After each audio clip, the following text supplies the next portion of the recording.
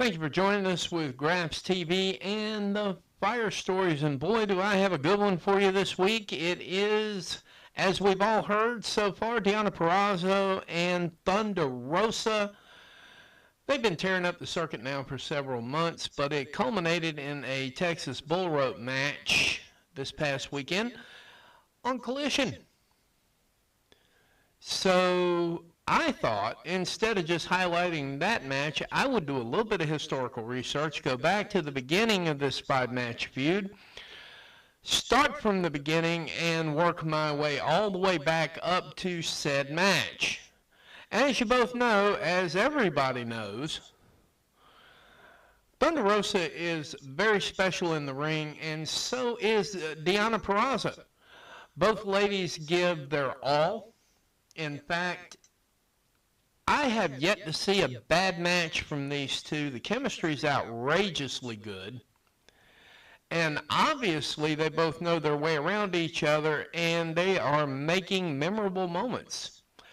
So what I thought I would do is chronicle it pretty quickly here, pull it all together for this edition of Fire Stories. So let's start on April 27th of this year on Rampage. It was just a standard one-on-one match. Actually, it was one of the very first matches that I watched on AEW. It was one of the ones that sold me in the arena, to be honest with you. Rosa grounded and pounded Deonna. The Virtuoso tied up Rosa in the ropes and drop-kicked her. Rosa knocked Deonna down with a running drop-kick of her own. Deonna scored with a pump kick. Rosa mounted a comeback with a double stomp. Rosa jumped off the top turnbuckle, but Deonna countered with a Fujiwara armbar. Rosa escaped, rolled up Deonna, and pinned Deonna. But as Rosa was leaving the ring, Deonna shoved her from behind. Deonna pushed Rosa into the steel guardrail, and they brawled all the way up into the back. And I knew right then and there they had magic. That was lightning in a bottle, folks. By the way, that was the kickoff for this thing, and it just got better from there. We went on to the Double or Nothing 0 hour, where we had a grudge match. Excuse me. Deonna stomped Rosa into the corner. Rosa fired back with a diving back elbow. Rosa connected with a drop kick. Rosa's drop kicks, by the way, are literally chef's kick drop kicks at all times. And then, you know, it was a back and forth type scenario, but you could definitely tell. You could definitely tell that this was turning into something right away. The two are good mat technicians, so as a result, it just kept going on and on and on. And really, honestly, in my humble estimation,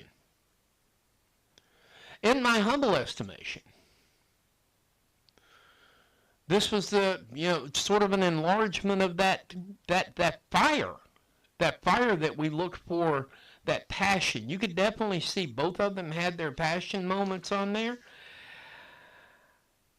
Rosa in the end escaped and hit a backstabber on Deonna. Rosa attempted to apply a Cobra Clutch, but Deonna shoved off the ropes, cradled Rosa, and did a simple roll-up pin. One of those things that's highly, highly underrated in wrestling is just the simple roll-up pin, but it was very effective here because it continued the feud. It tied him up at 1 apiece. From there on June 15th on Collision, we had a no disqualification match. Before the bell actually rang, they were into it. They fought all over the place. They fought outside the ring, inside the ring. And the one thing that they did do, which most wrestlers do not do, they utilized the entire ring, the ring area. If I'm not mistaken, somebody correct me if I'm wrong, but they fought all over the place. This was a literal rubber match, so to speak. This time, Deonna Purrazzo managed to win with the Venus de Milo submission, and the official had to stop the match because Rosa passed out. She did the Steve Austin finish. that started selling it even more for me. I was hooked at that point. So later on July 20th, when we had our lumberjack match, we thought, okay, Deonna's up 2-1 at this point. You got to understand that. So Thunder Rosa was like, all right, I'm going to bring it this time. I'm going to really bring it. And she brought it. And they went back and forth, back and forth. The Lumberjacks, I mean, I think only one of them actually understood the assignment, but that's okay. As long as somebody understood the assignment. All over the place in the ring. When they got out there, we had some good interaction, so on and so forth. I'm going to be honest with you. The finish of that match kind of bothered me a little bit, but I didn't say anything about it because, quite frankly, the chemistry was just so awesome. It overshadowed the finish of that thing. Thunder Rosa speared down a Purrazzo, knocking Purrazzo through the ropes, I can read, I promise, and into the lumberjills on the outside of the arena floor. Deonna managed to get herself back in there. There was a little bit of what we call main roster screwing. I'm not going to say bad words here. I'm trying not to. Trying to keep these things in order. But there was some main roster interference and so on and so forth in the form of, and I'm trying to remember her name, give me just one moment here, Taya Valkyrie handed her part of the turnbuckle, the little link that holds the turnbuckle to the pole, and Deonna Purrazzo clocked Thunder Rosa. Now, you might have thought that there was some kind of a break in the chemistry there, but no. Then we worked up to the chef's kiss. Now, at this point, you have to understand Deonna Purrazzo is up 3-1, but you weren't paying attention to the count on this because the action was so intense. The women had such great chemistry. And I keep saying that word chemistry because part of what makes a good story is if all the participants have the chemistry. And it's clear.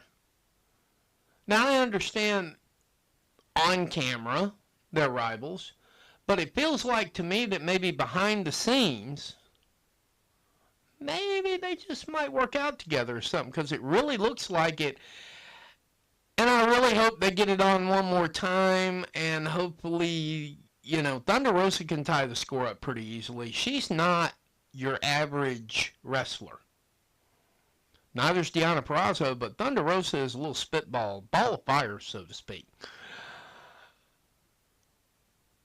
But yeah, that put Deonna Purrazzo up 3-1, which led us up to this past weekend on August 20th.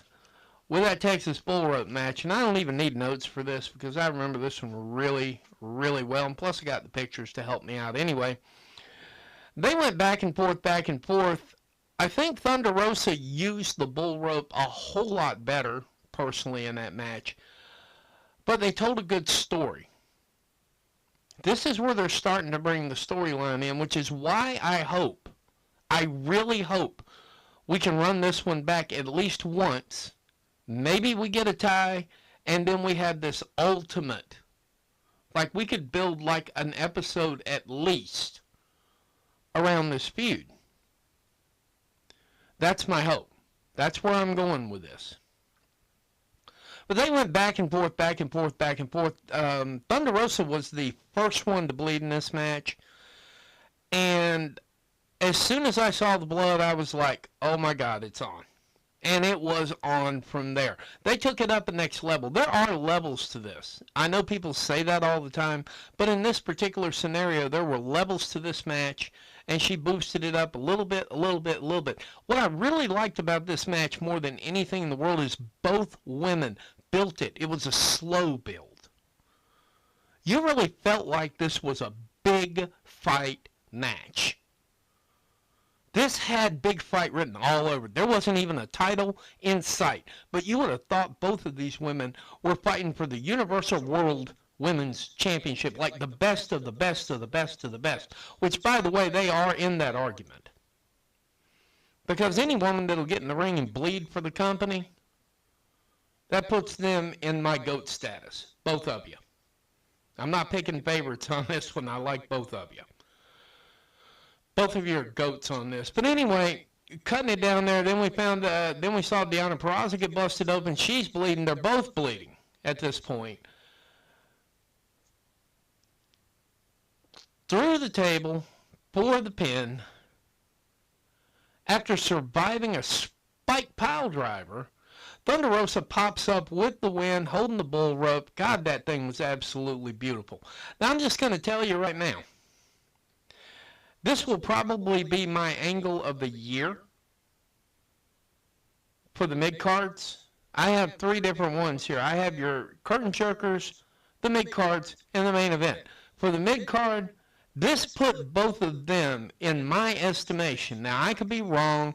Probably going to get flamed for this. Don't really give a damn. Okay, I'm past being nice now. If these 2 ladies are not in championship pictures within the next month, we're not doing it right. That's the bottom line. They both have proved that they would put their bodies on the line for this company, and Tony needs to give them a look. This needs to be taken seriously.